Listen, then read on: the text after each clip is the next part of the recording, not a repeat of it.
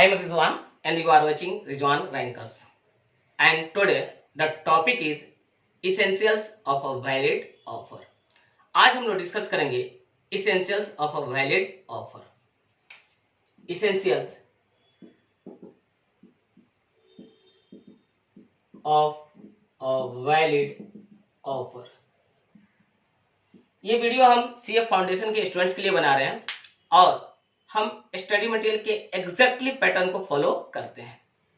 तो आज का टॉपिक है essentials of a valid offer, यानी the requirements for a valid offer. तो पहला रिक्वायरमेंट जो है, इसेंशियल जो है, वह है legal relation.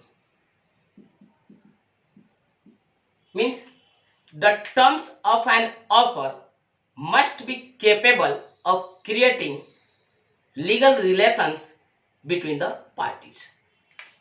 The terms of an offer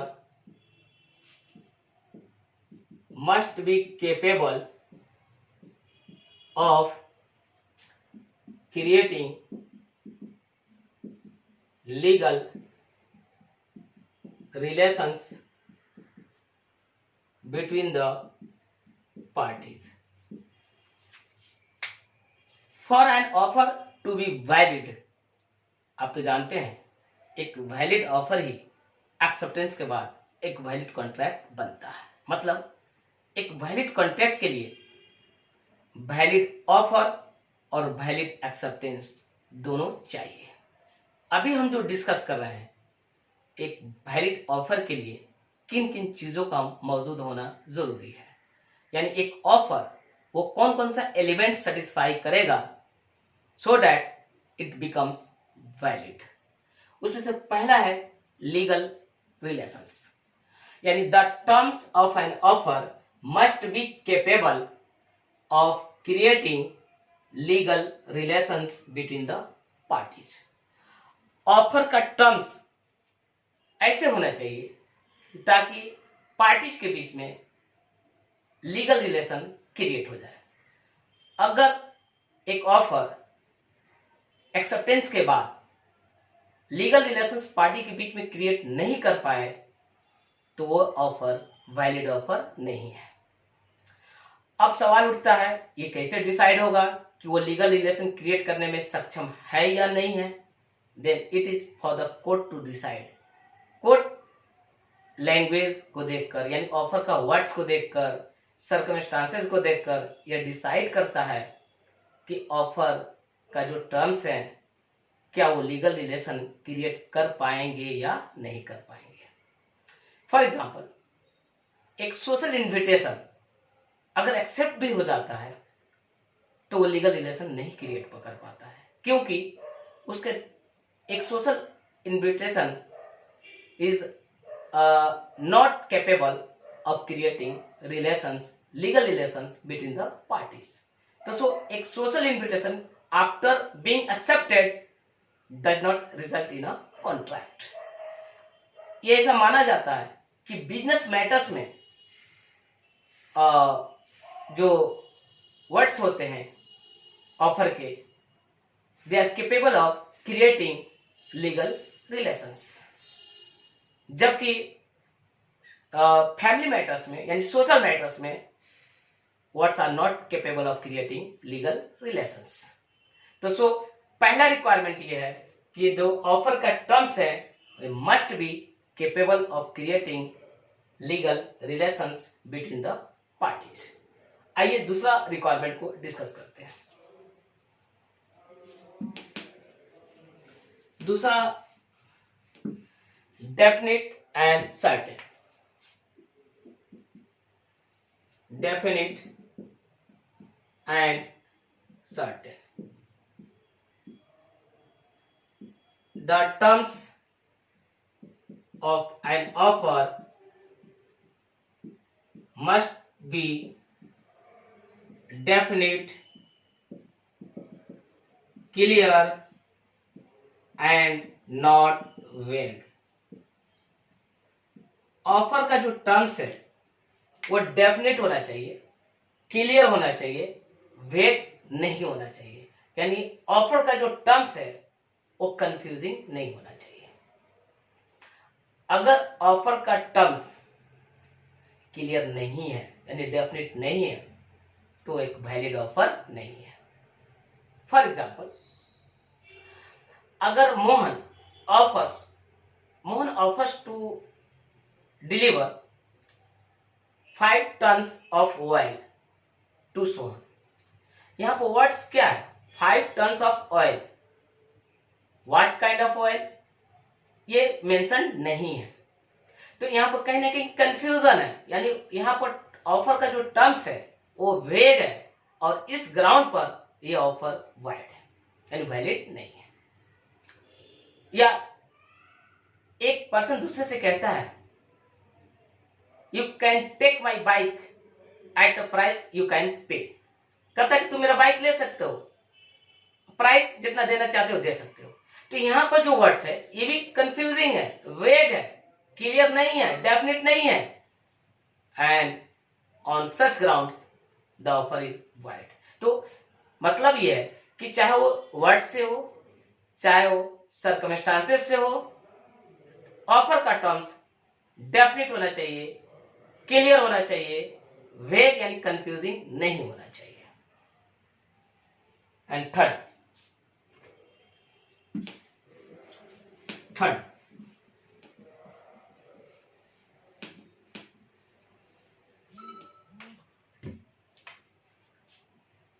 express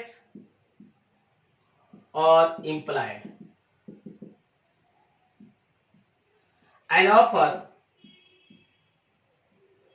can be express और implied.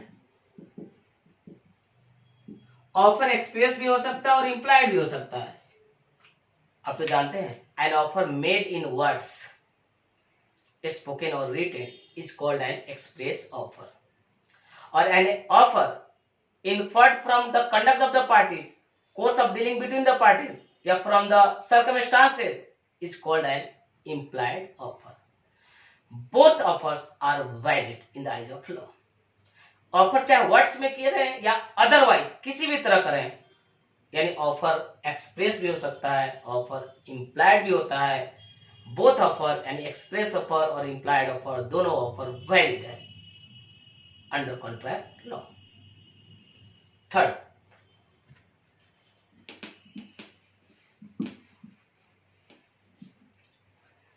general and special.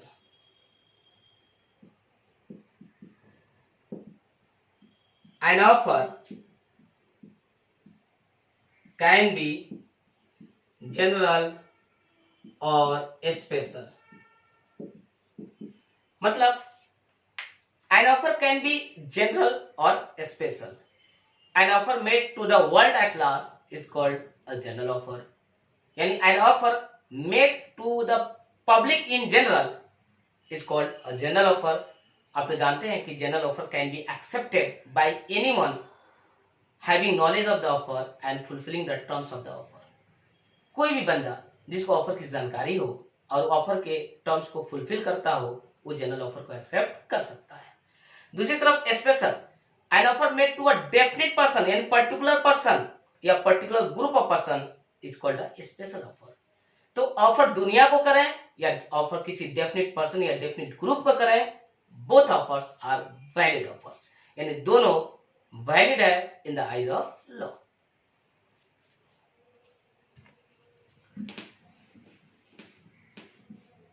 Next, communication.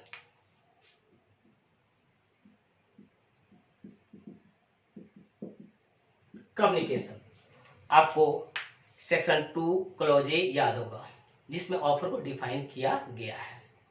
When one person signifies to another, यानी एक पर्सन किसी दूसरे पर्सन को अपना विलिंगनेस को सिग्निफाइज कर दे, कम्युनिकेट कर दे, तो so an offer is valid only it is communicated to the offeree. यानी एक ऑफरी के लिए ऑफर तभी वैलिड है जब उस ऑफरी को ऑफर की जानकारी हो। अगर ऑफरी को ऑफर की जानकारी नहीं है तो वो ऑफर उसके लिए वैलिड ऑफर नहीं है। उसके टर्म्स को फुलफिल करने के बावजूद भी उसके साथ कोई कॉन्ट्रैक्ट नहीं बनेगा, क्योंकि an offer must be communicated to the offeree. अगर इसको दूसरों शब्दों में बात करें तो we can say that the offeree must have the knowledge of the offer, otherwise the offer would be void for the offeree. अगर ऑफरी को ऑफर की जानकारी नहीं है, यानी ऑफर ऑफरी तक कम्युनिकेट नहीं हुआ है, तो वो ऑफर वैलिड ऑफर नहीं है और किसी भी हालत में कॉन्ट्रैक्ट का रूप नहीं लेगा। An offer must be communicated to the offeree. In other words, अगर दूसरों शब्दों में बात करें तो the offeree must have knowledge of the offer. देखिए, an offer must be communicated to the offeree, यानी ऑफर ऑफरी तक कम्युनिकेट होना जरूरी है। अगर दूसरों शब्दों में बात करें, in other words, the offeree must have knowledge of the offer, यानी ऑफरी को ऑफर का नॉलेज होना जरूरी है। इसका मतलब क्या हुआ? अगर ऑफरी को ऑफर का नॉलेज नहीं है, without knowledge of the offer, अगर ऑफरी ऑफर के टर्म्स को फुलफिल भी कर दिया तो कॉन्ट्रैक्ट नहीं बनेगा। इससे रिगार्डिंग एक बहुत ही लीडिंग केस है लालवन शुक्ला वर्सेस गौरी दत्त का। गौरी दत्त का एक सर्वेंट था लालवन शुक्ला। गौरी दत्त का निफ्यू मिसिंग हो गया, यानी खो गया। Gauri Dutt asked his servant यानी Lalwan Shukla to go and look for his nephew, यानी उन्होंने बोला कि जाओ और मिसिंग जो निफ्यू है उसको ट्रेस करो, खोजो। जब लालवन शुक्ला निकल गया उस निफ्यू को खोजने में, उसके बाद गौरी दत्त ने एक कैश रिवार्ड का अनाउंसमेंट किया कि जो भी उसके मिसिंग निफ्यू को लाएगा उसको एक सर्टेन अमाउंट कैश रिवार्ड के रूप में दिया जाएगा। कुछ दिनों के बाद लालवन शुक्ला उस निफ्यू को मिसिंग निफ्यू को ट्रेस कर लेकर वापस आ गया, यानी पा लिया और लाकर गौरी दत्त को हैंड ओवर कर दिया। जब वो घर पहुंचा लालवन शुक्ला तो उसको मालूम हुआ कि एक कैश रिवार्ड का अनाउंसमेंट हुआ। उसके बाद लालवन शुक्ला ने उस रिवार्ड के लिए क्लेम किया, लेकिन गौरी दत्त ने रिफ्यूज कर दिया। जब मामला कोर्ट में पहुंचा तो कोर्ट ने the court decided in favor of Gauri Dutt, saying that there was no communication of the offer to the offeree, and that is लालवन Shukla. यानी लालवन शुक्ला को ऑफर की जानकारी नहीं थी, यानी ऑफर का कम्युनिकेशन लालवन शुक्ला तक नहीं हुआ था। जब कम्युनिकेशन नहीं हुआ था, यानी लालवन शुक्ला को ऑफर की जानकारी नहीं थी, क्योंकि उसके जाने के बाद अवार्ड का अनाउंसमेंट हुआ था। तब जब तक उसको कम्युनिकेशन नहीं था, यानी ऑफरी को ऑफर की जानकारी नहीं थी, तो ऑफर उसके लिए वैलिड नहीं था। और जब ऑफर वैलिड नहीं था तो एक वैलिड कॉन्ट्रैक्ट नहीं बन सकता है। इस ग्राउंड पर Lalwan Shukla could not claim the award announced by the Gauri Dutt. तो इससे एक मैसेज क्लियर आया कि ऑफर तभी वैलिड होंगे जब ऑफरी को ऑफर की जानकारी होगी।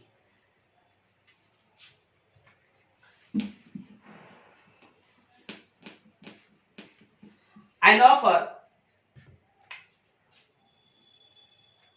invitation to offer. An offer must be different from an invitation to offer.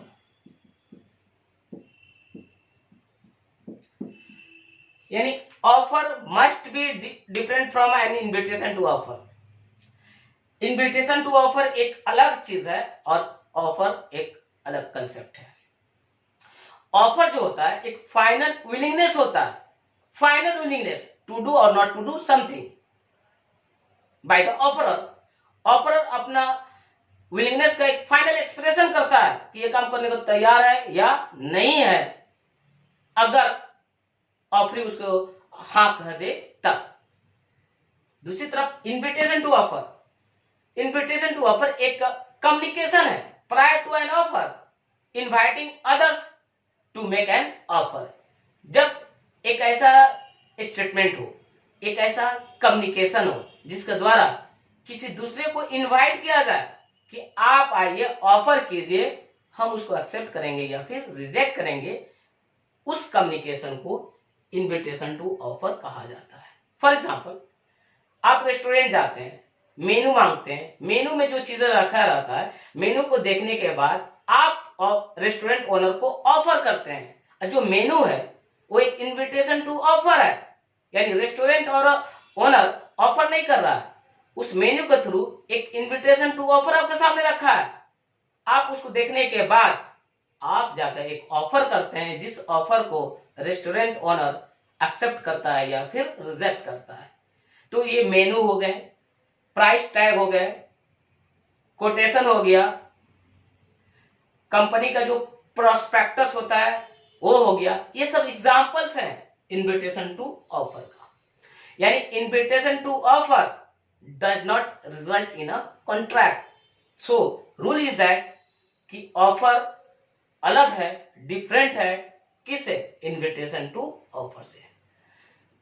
बहुत से पेपर में एडवर्टाइजमेंट जो होते हैं उसमें से कुछ ऑफर्स भी होते हैं और कुछ इन्विटेशन टू ऑफर भी होते हैं, डिपेंड करता है उनका लैंग्वेज कैसा है, उनका वर्ड्स कैसा है। तो so invitation to offer such as menu, quotation, price list, price tag, prospectus, ये सब चीजें ऐसा है, ये सब they are categorised as invitation to offer. Goods on display in a shop, दुकान में जो गुड्स ऑन डिस्प्ले होता है वो भी इन्विटेशन टू ऑफर है, ऑफर नहीं है। उसको देखने के बाद कस्टमर ऑफर करता है उसको परचेज करने के लिए, दुकानदार एक्सेप्ट करे या फिर रिजेक्ट करे। तो so an offer must be different from an invitation to offer. यानी कहने का मतलब है कि इन्विटेशन टू ऑफर ऑफर से अलग है और इन्विटेशन टू ऑफर एक वैलिड ऑफर नहीं है।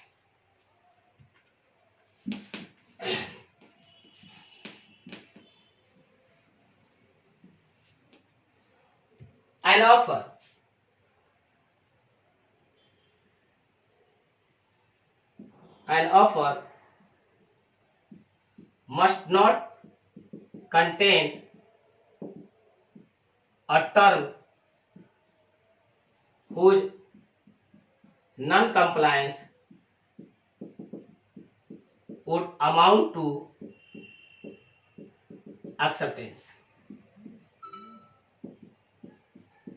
यानी ऑफर में ऐसा टर्म नहीं होना चाहिए जिसका नॉन कंप्लायंस का मतलब एक्सेप्टेंस है। अगर ऑफर अपने ऑफर में एक ऐसा टर्म डाल दिया जिसको कम्युनिकेशन का बर्डन, एक्सेप्टेंस का कम्युनिकेशन का बर्डन ऑफर पर डाल दिया कि अगर तुम इसको कम्युनिकेट नहीं करोगे मेरे को तो ये ऑफर मान लिया जाएगा, एक्सेप्ट हो गया। इस तरह का अगर कोई टर्म है ऑफर में तो ऑफर वैलिड है, वैलिड ऑफर नहीं है। मतलब अगर मोहन सोहन को बोलता है कि कार 10 में लोगे, कल शाम तक मेरे को जवाब नहीं दिया, यानी नॉन कंप्लायंस किया, यानी जवाब नहीं दिया, तो ये मान लिया जाएगा ऑफर एक्सेप्ट हो चुका है। अगर इस तरह का टर्म ऑफर में है तो ऑफर वैलिड है, वैलिड नहीं है। यानी आप एक ऑफरर ऑफरी को किसी तरह का एक्सेप्टेंस का बर्डन नहीं डाल सकता है।